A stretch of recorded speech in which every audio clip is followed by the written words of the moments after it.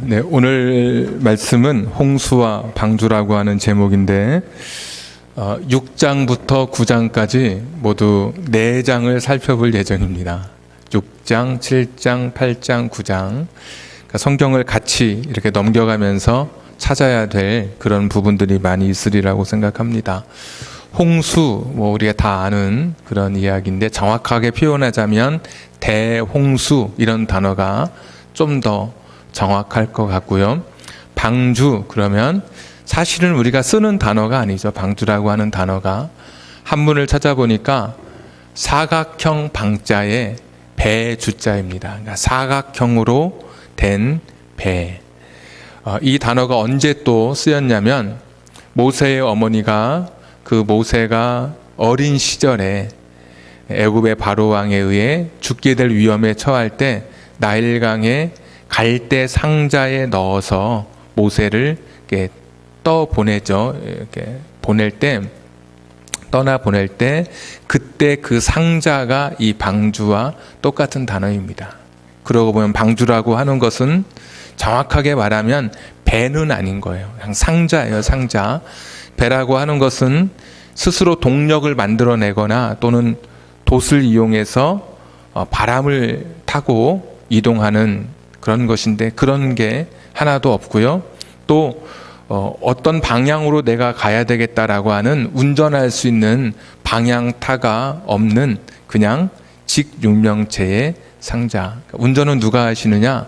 하나님께서 하시는. 그러니까 사람의 뜻대로 사람의 계획대로 이 방주가 움직여 간 것이 아니라 하나님께서 이 방주를 운행하셨던, 그러니까 정확하게 말하면 배는 배인데 물 위에 떠 있긴 한데 배라고 하기보다는 그냥 직육면체의 상자, 사각형의 상자로 된 그런 물 위에 떠 있는 것, 이것이 방주 이렇게 표현할 수 있을 것입니다. 자, 홍수, 대홍수 또는 사각형의 이 상자와 같은 배, 방주를 떠올리면 당연히 한 사람이 또 떠오르게 되는데 바로 그 사람이 노아입니다. 노아를 가리켜서 이렇게 소개하죠. 6장 9절에 이것이 노아의 족보니라. 10개의 족보가 나온다고 했는데 그 중에 하나 또 족보라는 것이 나옵니다. 이 족보는 이제 수평적인 족보라고 해서 누가 누굴 낳고 이건 수직적인 족보고, 이 족보는 수평적 족보여서 그 시대의 이야기를 쭉 모아놓은 그런 것도 이 족보라고 같은 단어를 썼습니다. 하여튼 자, 노아는 의인이요 당대의 완전한 자다 그랬습니다. 여기서 의인이라고 할 때 우리가 많이 의인 이런 말 많이 하잖아요. 죄인이 의인되고 할 때 이 의라고 하는 단어가 자, 줄자 할 때 그 자라고 하는 단어가 바로 의라고 하는 단어입니다. 그러면 노아는 어떤 사람이었느냐? 하나님의 표준대로 하나님께서 측정하시는 그 잣대에 맞춰서 살아간 사람, 바로 이렇게 노아가 살아갔고, 이런 사람을 가리켜서 성경은 의인이라고 부릅니다.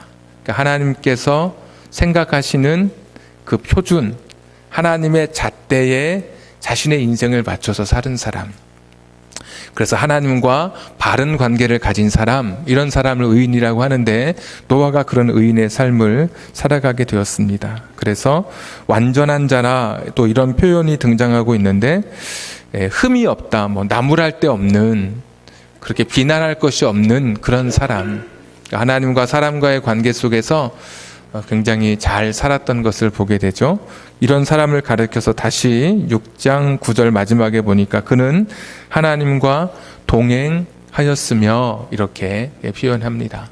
하나님과 동행한 사람, 이렇게도 표현할 수 있고, 어디서 많이 본 말씀이죠. 창세기 5장 24절에 에녹을 가리켜서 그는 하나님과 동행했다 이렇게 표현하죠. 다 900년씩 살 때 그러면서도 다 죽었지만 에녹은 하나님과 동행한 사람인 만큼 어떤 특별한 혜택, 특혜가 있었던 그런 사람이었어요. 죽음을 보지 않고 승천했던 그런 사람이 에녹이었습니다. 오늘 6장 9절에서도 하나님과 동행한 사람 할 때 어떤 특혜가 주어질 것 같은 그런 예시감이 들어요. 근데 실제로 그래요. 하나님께서 이 세상을 심판하실 것과 그리고 이 심판의 때에 어떻게 구원받을 것을 노아에게 미리 말씀해 주셔요. 자, 또 성경 보겠습니다. 13절 하나님이 노아에게 이르시되 모든 혈육 있는 자의 포악함이 땅에 가득함으로 그 끝날이 내 앞에 이르렀다. 하나님은 기다리시는 분이에요. 끝까지 더 이상 할 수 없는 그 끝, 물이 끓는 그 임계점처럼 하나님의 심판의 임계점에 다 도달하게 됐을 때 하나님께서 이제 심판을 말씀하시죠. 자, 14절 무슨 나무로 만듭니까? 고페르 나무, 옛날에는 잣나무, 또 요즘에는 이것을 이제 전나무 이렇게도 하는데 정확히 어떤 나무인지는 잘 모르겠습니다. 하여튼 방주를 만들고, 자, 15절에 길이는 300규빗, 또 50규빗, 30규빗 이렇게 되어 있습니다. 규빗이라고 하는 것은 측정 단위예요. 길이를 측정하는 단위. 관심 있는 분들은 이미 인터넷 같은데 사전을 통해서 찾아보셨겠지만 규빗은 팔꿈치에서 손가락 가운데 손가락 끝까지의 길이에요. 근데 사람마다 다르죠? 팔꿈치에서 여기까지 길이가. 그래서 어떤 때는 40cm, 어떤 때는 50cm 그러는데 대략 45cm 정도로 그렇게 계산을 합니다. 그러면 길이가 얼마냐면 방주는 135m, 축구장이 한 110m 된다 그래요. 이 좀 100m에서 120m 사이인데 축구장보다 일단 길어요.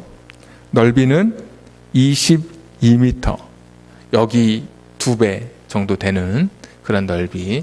높이는 13m 이렇게 됩니다. 한 3층 구조, 그리고도 3층으로 이렇게 구조가 되어 있고요. 전체에 다 들어가는 용 종류를 따져봤더니 43,000톤 정도 들어갈 수 있는 그런 용 종류이다 이렇게 이야기합니다.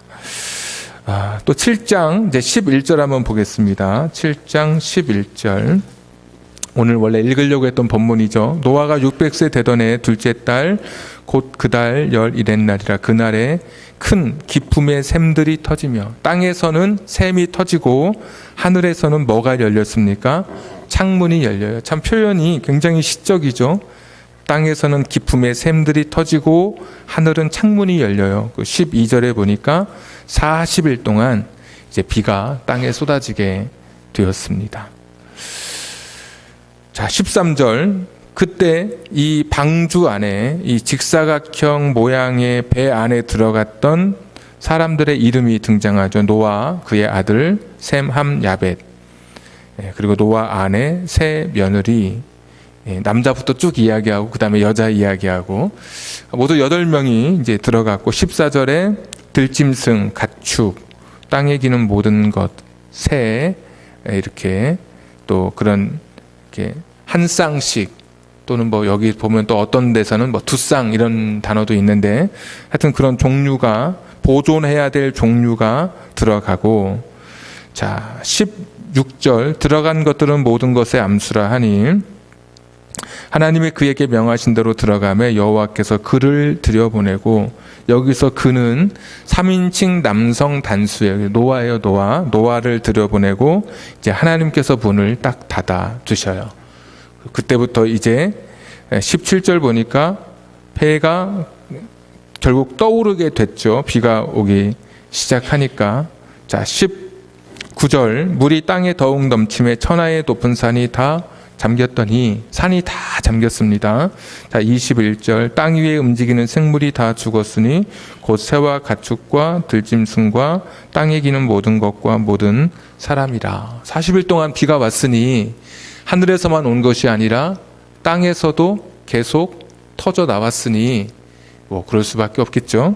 자, 24절, 7장 24절 다 같이 시작. 물이 150일을 땅에 넘쳤더라. 네, 한 135m 되는 큰 배가 40일 동안 주야로 내린 비로 인해서 땅에서 뜨기 시작하더니, 그런데 그 비가 멈추지 않고 40일을 지나면서 나중에는 이 세상의 모든 산보다 더 높이 물이 차게 되었습니다. 그리고 모든 생물들이 다 죽고, 그리고 150일 동안 물이 가득 차 있었으니까 물고기 외에는 살아 있을 수 있는 생물이 없겠죠. 새조차도 앉을 곳이 없고 먹을 것이 없어서 결국은 다 이렇게 죽게 되는 그런 이야기를 오늘 성경은 기록하고 있습니다. 자, 8장 20절. 노아가 여호와께 제단을 쌓고 모든 정결한 짐승과 모든 정결한 새 중에서 제물을 취하여 번제로 제단에 드렸더니, 노아가 이제 1년 만에 방주에서 나오게 됩니다. 나올 때 8장에 보시면 까마귀 보냈는데 안 오고, 비둘기 보냈더니 그냥 돌아오고, 두 번째 보냈더니 새롭게 난 감람나무 잎사귀를 물고 오고, 세 번째 보냈더니 이제 돌아오지 않는 것을 보면서 땅에 어디 거할 곳이, 땅이 말라서 이 새가 머물 곳이 있구나 생각하고, 이제 그때 하나님께서 노아에게 방주에서 나갈 수 있도록 말씀해 주셨어요. 자, 이제 방주에서 나와서 첫 번째 한 것이 하나님 앞에 번제로 제단을 쌓고 하나님 앞에 예배를 드렸어요. 번제라고 하는 것은 가죽을 뺀 나머지 모든 것을 다 태워드리는, 하나님 앞에 드리는 그런 제사예요. 자, 제사를 드릴 때 글쎄요, 찬송을 불렀는지는 모르겠는데 오늘 우리의 예배로 말하자면 뭐 찬송을 부를 수도 있겠죠. 어떤 찬송을 불렀을까 혼자 생각해 봤더니, 우리가 처음 창세기 1장 할 때 불렀던 찬송은 안 불렀을 것 같아요. 창세기 1장에서 아마 아담과 하와가 이런 찬송을 불렀을 거예요. 참 아름다워라, 참 아름다워라. 주님이 만드신 세상이 너무나 아름다웠죠.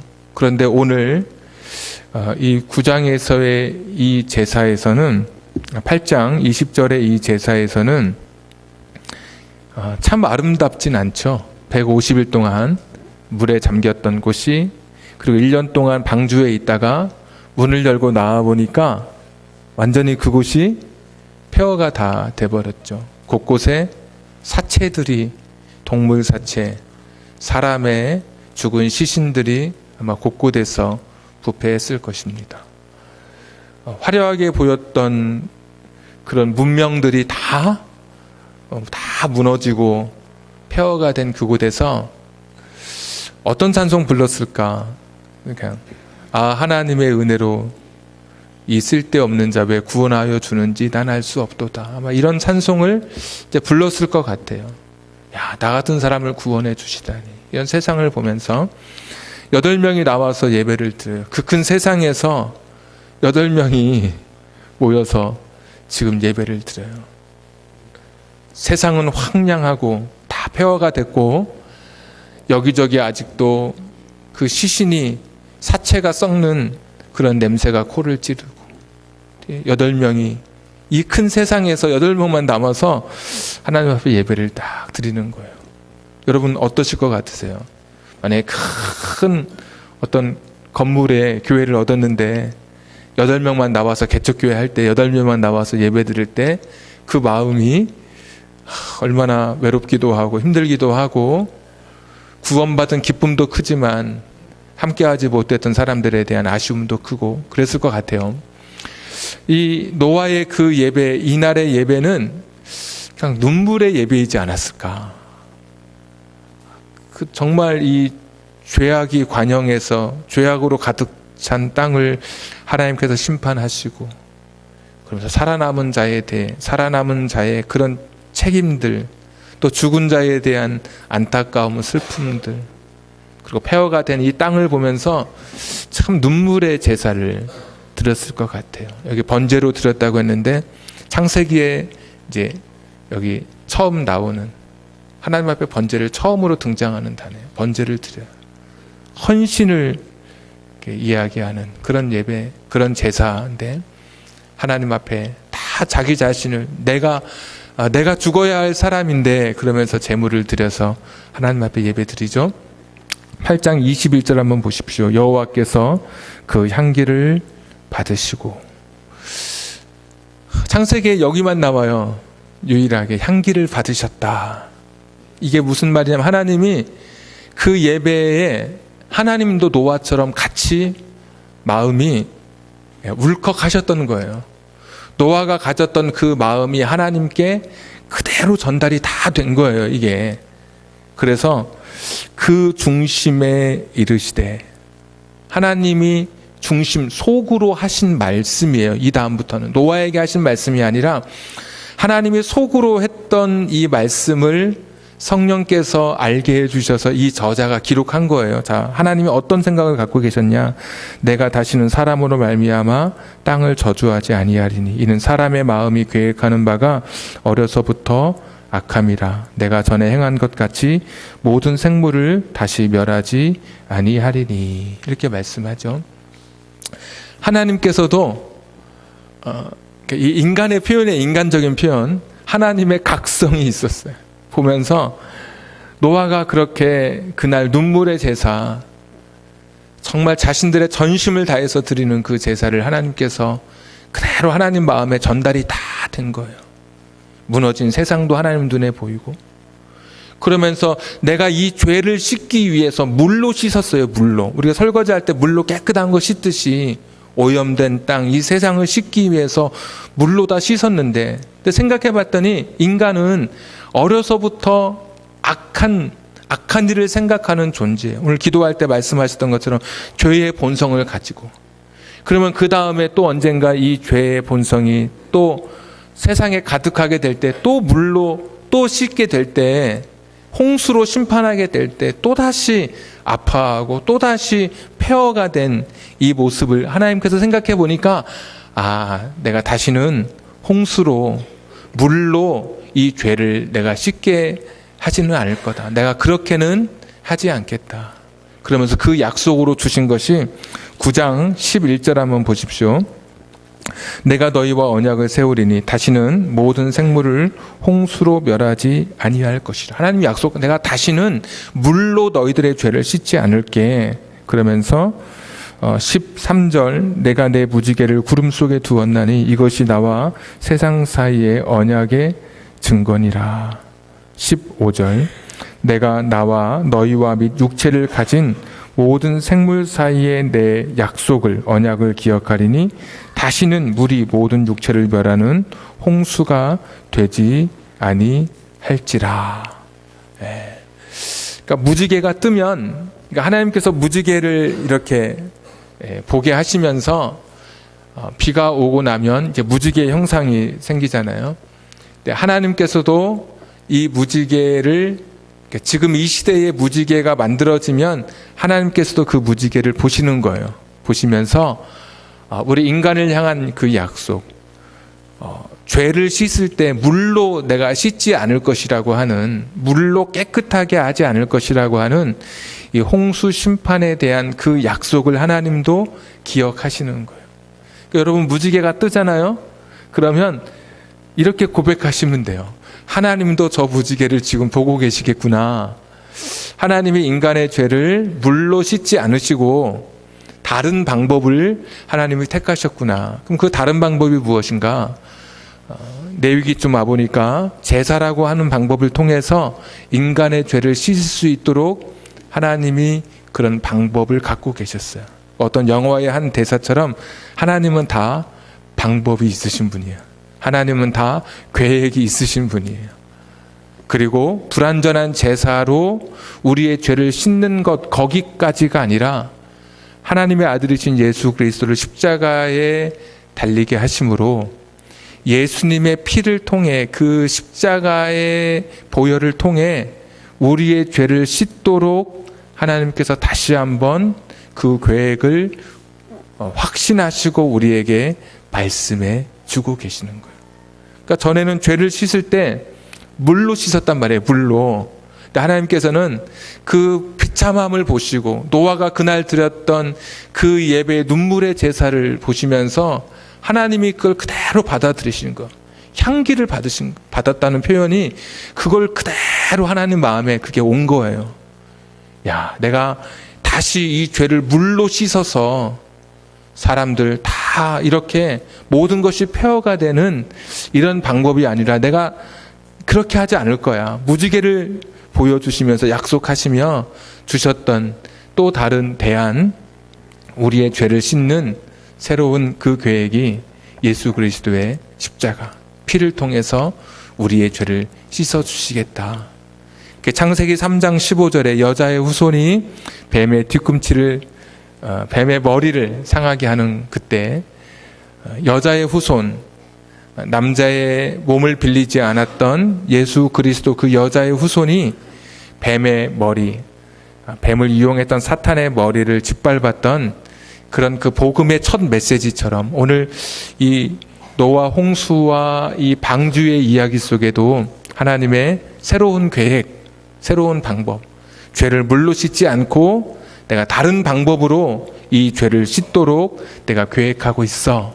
그 무지개, 그리고 그것이 오늘 신약 시대를 사는 우리들에게는 십자가로, 십자가의 보혈의 피로 우리의 죄를 씻는 것까지 그렇게 이 성경이 이제 쭉 연결이 되어 가게 됩니다. 자, 이것이 오늘 이제 창세기 6장부터 9장까지 우리가 읽었던 홍수와 방주의 이야기입니다. 이 말씀을 쭉 읽고, 이것은 약간 성경 공부 같잖아요. 이제 설교, 이렇게 설명 쭉 해드리고, 좀 풀이해드리고 좀 더 이렇게 보충해드리고 여러분 잘 읽으셔도 이해가 안 되는 부분들, 그리고 좀 정리 안 되는 부분들을 좀 이렇게 정리하는 그런 거였다면, 자, 오늘 이렇게 이런 말씀 홍수와 방주 이야기를 통해서 무엇을 어떤 메시지를 우리가 얻을 수 있을까? 이제 계속 설교자는 자기 자신에게 질문하고 하나님께 질문하는 또 그런 이제 존재라고 한다면 계속 질문을 했죠. 하나님, 이 말씀을 가지고 어떤 메시지, 어떤 담겨져 있는 뜻이 있습니까? 그러다가 제가 두 분의 설교를 카피를 했어요. 두 분. 한 분은 누구냐? 한 분은 우리 잘 아시는 예수님. 또 한 분은 누구냐? 예수님의 수제자였던 베드로예요. 이 홍수와 방주 이야기를 가지고 예수님도 베드로도 그것을 가지고 설교를 하셨더라고요.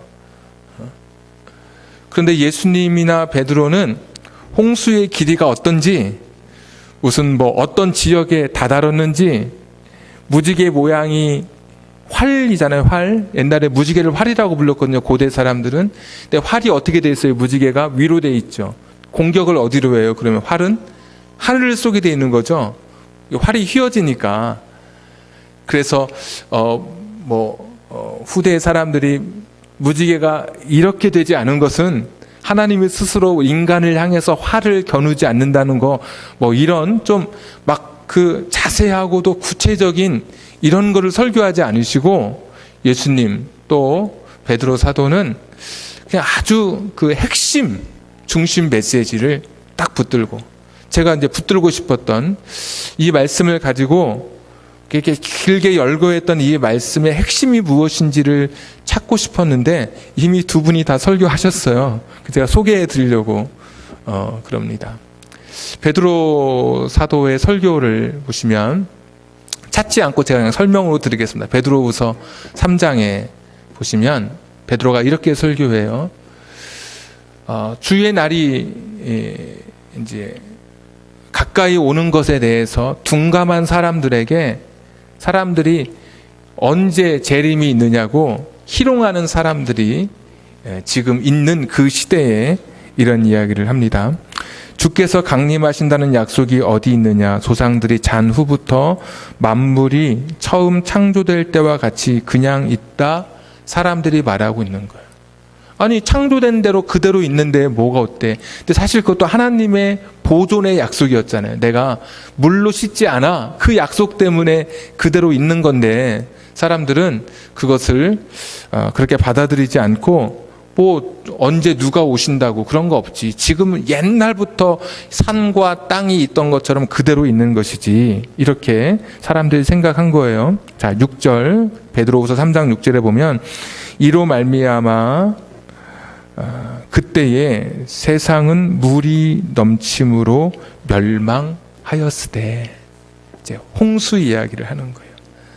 사람들이, 그 당시에 사람들이, 아니 무슨 심판이 어디 있고 무슨 뭐 물의 범람이 어디 있고 그런 게 어딨어. 이렇게 날만 좋은데 무슨 비가 와. 아마 기자들이 노아가 배를 만드는 것을 봤다면 이렇게 썼을 거예요. 기자들이. 결코 바다로 나아갈 수 없는 배 노아가 만들다. 또 청년들, 혈기 많은 청년들은 낙하로 배에다 아마 이런 글을 새겼을 것 같아요. 노아 할아버지 결국 미치다. 뭐 사람들이 믿지 않았던 그런 때, 그런데 오늘 베드로는 그렇게 이로 말미암아 그때에 세상은 물이 넘침으로 멸망하였다. 3장 9절에 보니까 주의 약속은 더딘 것이 아니라 오래 참으사 멸망하지 않고 우리가 회개하기를 원하시고 계셔서 주의 강림이 아직 이루어지지 않은 것뿐이지. 좀 더 읽어드리면 3장 10절에 보니까 그러나 주의 날이 도둑같이 오리니 그날에는 하늘이 큰 소리로 떠나가고 물질이 뜨거운 불에 풀어지고 땅과 그 중에 있는 모든 일이 드러나리로다. 자, 홍수 사건을 이야기하면서 홍수는 물로 하나님이 심판했는데 이 베드로 사도는 이제 예수님께서 다시 오셔서 인류의 역사를 끝낼 때는 물의 심판이 아니라 불의 심판이라고 말하고 있어요. 그러니까 이 사건을 통해서 어떤 메시지를 전할 것인가 선명하게 베드로는 딱 선택을 한 거예요. 활 모양이 어떻고 40일 동안 비가 왔는데 아라랏산에 도달했고 이런 막 자세한 이야기보다는 아주 분명한 메시지인데 너희를 홍수 때 사람들이 물로 멸망한 것처럼 마지막 때가 되면 하나님께서 불로 심판하신다. 근데 그때는 사람들이 언제 종말이 있느냐고 말하지만 그런데 그때는 도둑같이 예수님께서 임하게 된다. 그래서 하나님의 날이 임하기를 바라보고 간절히 사모하자. 그날에 하늘이 불에 타서 풀어지고 물질이 뜨거운 불에 녹아진다 그랬어요. 그러니까 홍수는 더 이상 심판으로 우리에게 적용되지 않죠. 무지개가 항상 뜰 거예요. 보이지 않아도 저 구름 너머로. 그런데 불의 심판이 있다. 홍수의 심판이 있었던 것처럼, 그래서 모든 사람이 다 죽었던 것처럼 나중에 심판은 이 불의 심판으로 모든 사람이 다 하나님의 심판 앞에 서게 될 것이다. 이게 베드로의 설교예요. 자, 예수님 설교 두 번째 제가 카피인데 마태복음 24장 37절에 보시면 예수님은 이런 설교를 하세요. 노아의 때와 같이 인자의 임함도 그러하리라. 홍수 전에 노아가 방주에 들어가던 날까지 사람들이 먹고 마시고 장가들고 시집가고 있으면서 홍수가 나서 그들을 다 멸하기까지 깨닫지 못하였으니 인자의 임함도 이와 같으리라. 예수님도 이 홍수와 방주 이야기를 읽으셨던 분이시니까 그걸 듣고 설교를 하시는 거예요. 어떻게 설교하시느냐. 사람들이 홍수가 날 때까지 전혀 그 마지막 심판을 준비하지 못하고 있다가 먹고 마시고 장가가고 시집가고, 잘못된 게 아니에요. 그렇죠? 먹어야죠, 마셔야죠, 결혼시켜야죠, 육아해야죠, 직업도 가져야죠. 그런데 깨닫지 못하고 있었다는 거예요. 마지막 날이 있다는 것을 깨닫지 못하고 있다가 그러다가 홍수가 나서 다 멸하게 되는데 인자의 임함도, 예수님의 임함도 이와 같으니라. 예수님 말씀이 예수님의 설교예요. 너희들 이 홍수 방주 이야기 오늘 저와 여러분, 우리들에게 하신다면 오늘 우리가 6장부터 9장까지 막 살펴봤던 그 이야기가 단순히 축구장보다 크구나 방주가, 이런 지식적으로 이해하고 또 이성적으로 이것이 어떤 것인가 이렇게 막 이렇게 체계적으로 정리하고 이런 것을 뛰어넘어 이런 노아 홍수의 마지막 심판이 있었던 것처럼 오늘 우리들을 향한 마지막 심판이 있는 것을 너희들 알고 있느냐. 이것이 예수님의 설교인 거예요. 제가 오늘 그 설교를 여러분에게 그냥 예수님 설교를 그대로 전해드리는 거예요. 이 세상에 마지막 심판 때처럼 불의 심판으로 모든 것이 다 불에 타게 되는 그런 심판이 있다고 오늘 베드로 사도 예수님이 말씀해 주고 계셔요. 아까 그 노아 방주에 들어갔던 순서 제가 잠깐 언급했는데, 노아의 8식구인데 노아 덕분에 식구들은 구원을 받았어요. 며느리 같은 경우는 특히 더더욱 노아 덕분에, 아들도 노아 때문에, 덕분에 구원을 받게 됐어요. 방주 안에 들어가게 됐어요. 그 당시에는 물심판 때는 방주 안에 들어가야 구원이 있었어요. 근데 불심판 때는 이 방주 안이 계속 신약성경에서 나오는 그리스도 아니에요. 예수 안에 있어야 구원을 받아요. 그러니까 그때는 방주 안에 있어야 되는데 지금은 예수 그리스도 안에 있어야 구원을 받아요. 그런데 노아 덕분에 가족들이 구원을 받아요. 근데 들어가는 순서가 어땠어요?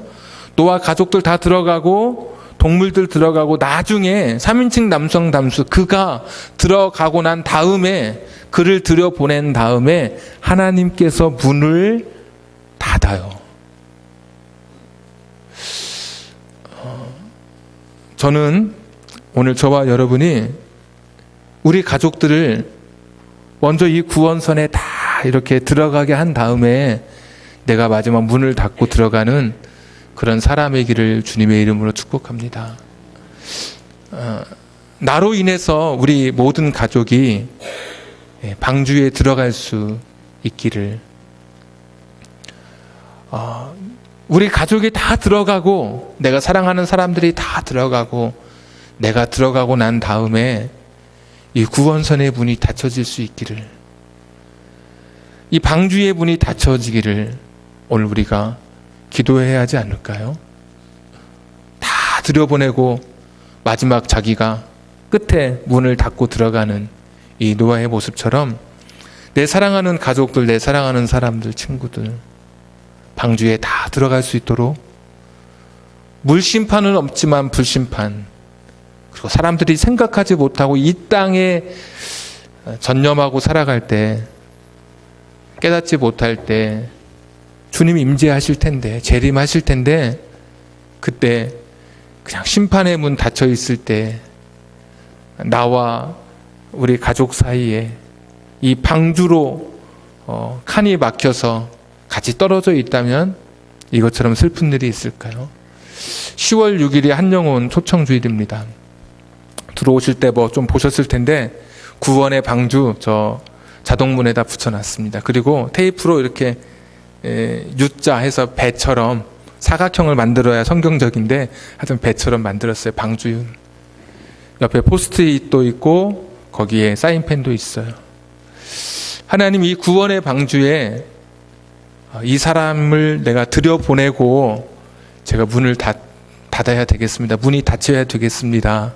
그런 분들이 있다면 이름을 적어서 저 뒤에 붙여주시면 여러분도 기도하고 또 중보기도팀 또 교회에서도 그 이름을 놓고 기도할 겁니다. 강제로 이름을 적으실 필요 없어요. 무슨 뭐 우리가 보험회사처럼 뭘 이렇게 하는 게 아니라 오늘 노아가 가졌던 그런 마음들, 가족들 다 들여보내고 자기 마지막에 방주의 문 닫혀 있었던 것처럼 노아의 방주를 우리가 믿는다면 마지막 이 심판에 그 예수님의 그 재림의 때를 준비하면서 한 사람 자고 두 사람이 자다가 한 사람은 들림받고 한 사람은 남고, 두 사람 밭을 갈다가 한 사람은 올라가고 한 사람은 남고, 부부가 같이 차를 타고 가다가 사고가 나면 분명히 같은 장례식장에 들어가게 될 텐데 그래도 그들의 영혼은 천국과 마귀 그리고 심판을 위해서 예비된 지옥으로 나뉘어지게 되는 것이죠. 한 집에 같이 살아도 방주 안에 있느냐, 방주 밖에 있었느냐, 예수 그리스도 안에 있었느냐, 예수 그리스도 밖에 있었느냐, 이것이 자리는 같았지만 나중에 다시 눈뜨게 되는 그런 부활의 날에는 심판의 자리가 서로 달라지게 되는 것이죠. 그냥 오늘 이 노아의 이야기 통해서 여러분이 얻는, 여러분이 스스로 갖는 메시지는 무엇입니까? 예수님 설교, 베드로 설교 말씀드렸는데 오늘 저는 설교가 없죠. 그냥 두 분 설교를 제가 그냥 소개해 드린 거니까. 여러분 스스로 여러분에게 무엇을 말씀하시고 무엇을 스스로 생각, 그것이 여러분의 설교이고 그것이 오늘 말씀의 메시지이기를 부탁을 드립니다. 내가 이름을 써서 탁 저기다 붙이는 것, 그것이 오늘 나의 신앙의 고백이고 오늘 설교를 듣고 난 나의 결단이기를 이 시간 부탁드립니다. 기도하겠습니다.